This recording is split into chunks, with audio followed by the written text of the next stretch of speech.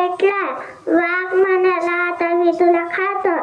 ती म्हणाली, काय लेती का जाते, तू रोटी खाते, हात दूर होते, मग खा मला. तिला लांडगा भेटला. तो म्हणाला, आता मी तुला खातो, मला भूक लागली. ती म्हणाली, काय ना मानसी आहे, आज भोपळ्याची गोष्ट सांगणार आहे. आईला आठवण आली लेकीची.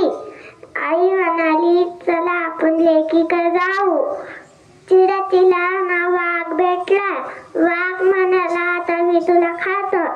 ती म्हणाली, काय लेकी का जाते, तू रोटी खाते, हात दूर होते, मग खा मला.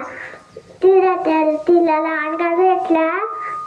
तो म्हणाला, आता मी तुला खातो, मला भूक लागली.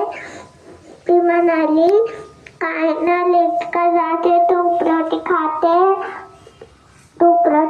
आणि हात दूर होते, मग तू मला खा. मग तिला रस्त्यात ती म्हणाली, मला रस्त्यात लांडगा आणि वाघ भेटला होता. ती म्हणाली, तू ना एक थांब,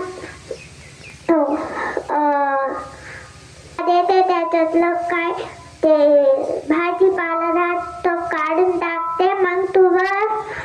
चाले भोपळ्या टुनुक ती म्हणत चाली. तिला रस्त्यात लांडगा भेटला. ती म्हणाली, काय चालले भोपळ्या टुनुक. ती म्हणाला, काय ना तुला म्हातारी दिसली का? काय ना. ती म्हणाली, नाही, मला चालले भोपळ्या टुनुक. तिला तिचे पाय दिसले होते, त्याला लागला आणि वाघाला. ती मी डोकं खाईन. तो म्हणाले, मी डोकं खाईन. त्यांची गोष्ट चालत राहिली. ते भांगड करायला लागल्या आणि ना ती म्हातारी बाई निघून गेली तिथून. शक्तीपेक्षा रीती शब्द. Very good.